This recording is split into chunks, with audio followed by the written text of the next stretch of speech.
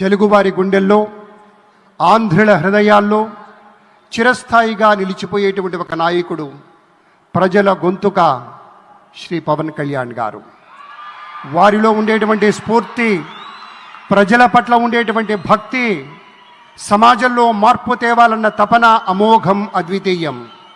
అటు సమాజంలో ఒక పవర్ఫుల్ లీడర్, వారి యొక్క సందేశాన్ని విందాం. అమరావతి పునఃప్రారంభం సందర్భంగా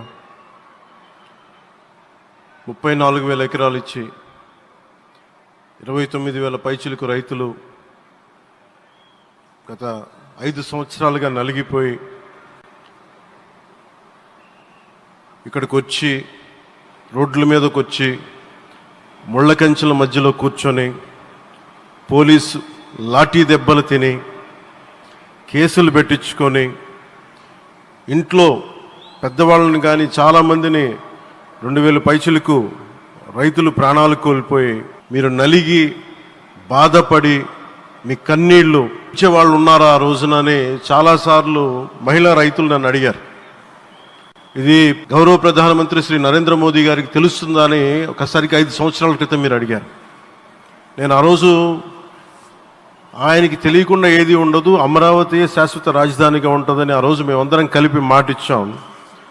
ఆ ఇచ్చిన మాట ప్రకారం ఈ రోజున గౌరవ ప్రధానమంత్రి గారి చేతుల మీదుగా మళ్ళీ ఇంకొకసారి పునఃప్రారంభం జరగబోతుంది. ఇది ఆది శంకరాచార్య 1237వ జయంతి సందర్భంగా తిరిగి అమరావతి పునఃప్రారంభం కావటం చాలా ఆనందాన్ని కలగజేస్తుంది. మనందరం 5 కోట్ల మంది ప్రజలకి సంబంధించి ఇది ఒక హబ్, ఇది సెంటర్, నవ్ సెంటర్. ఇది అంటే మనందరికి సంబంధించిన ఇల్లు. ఇది మనందరం ఎవరిని అడుగుతున్నామంటే, ఒక ప్రధానమంత్రి గారు పూర్వం సన్యాసాశ్రమంలో ఉన్నప్పుడు ఆయనకి అనికేత్ అనే పేరు పెట్టారు. అనికేత్ అంటే అర్థం పరమశివుడు, ఇల్లు లేనివాడని.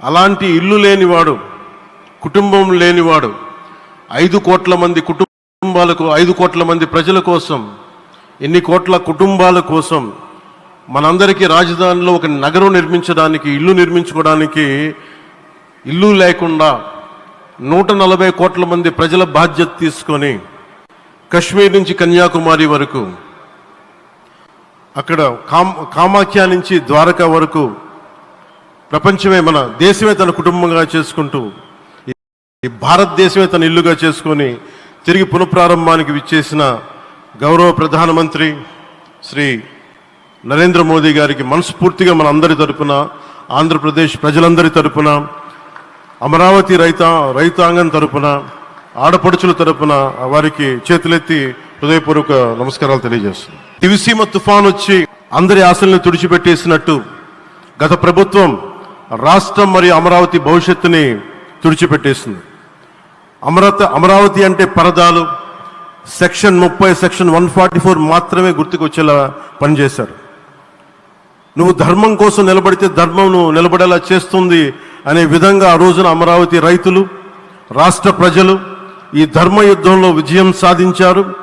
రైతులు ఇచ్చిన 11,000 ఎకరాల భూమిని త్యాగం చేసి, వారి సంకల్పం 33,000 ఎకరాల భూమిని త్యాగం చేసి, వారి సంకల్పం ఫలితంగా ఈ రోజున ఆంధ్రప్రదేశ్ రాజధాని ఆవిర్భవించింది.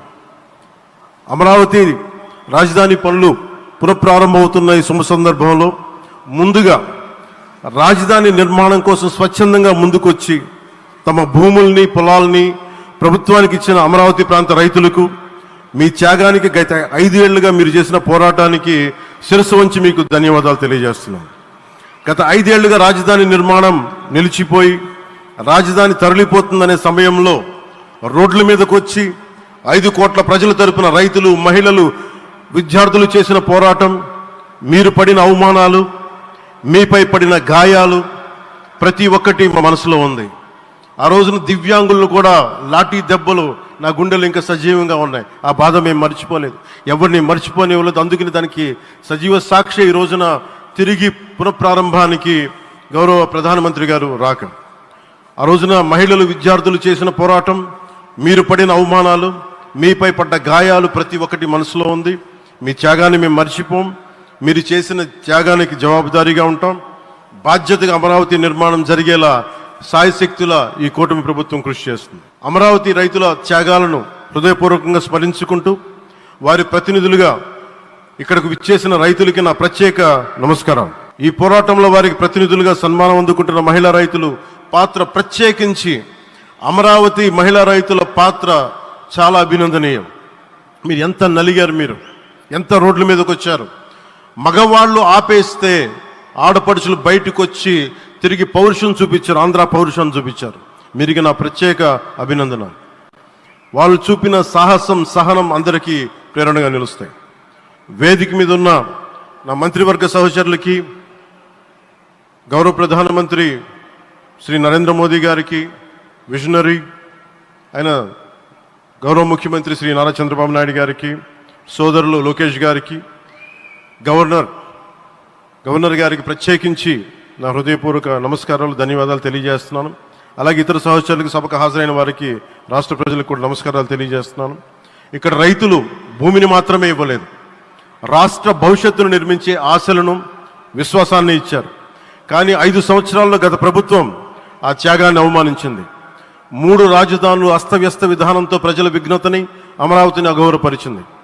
ఈరోజు ఈ వేదిక నుండి మేమందరం మీకు హామీ ఇస్తున్నాం, అమరావతి మళ్ళీ ఒక ప్రపంచ స్థాయి సర్వశ్రేష్ఠ రాజధానిగా ఆవిర్భవిస్తుంది. అమరావతి ఒక ఆర్కిటెక్చరల్ జోన్, ఒక కాంక్రీట్ జంగిల్గా మిగిలిపోకుండా జవాబుదారీతనం, న్యాయం, ప్రజాస్వామ్యానికి ప్రతీకగా నిలవాలని ఆకాంక్షిస్తున్నాను. కేంద్రంలో రాష్ట్రంలో స్థిరమైన ఎన్డీఏ ప్రభుత్వం ఏర్పడిన కారణంగా అభివృద్ధి కార్యక్రమాలు వేగంగా సాగుతున్నాయి. మేనిఫెస్టోలో ఇచ్చిన హామీలన్నీ దశల వారీగా బాధ్యతాయుతంగా అమలు చేస్తున్నాం. కేవలం మ్యాచింగ్ గ్రాంట్స్ ఇవ్వని కారణంగా గత ప్రభుత్వం రాష్ట్రం కేంద్రం నుంచి పొందాల్సిన 1000 కోట్లు నష్టపోయింది. కానీ ఈ ప్రభుత్వం కోఆపరేటివ్ ఫెడరలిజం స్ఫూర్తితోటి పరస్పర సహకారంతో పనిచేస్తున్నాం. రాష్ట్రంలో రహదారులు, రైల్వే, పారిశ్రామిక రక్షణకు సంబంధించి ఈ రోజున మన అమరావతి కాకుండా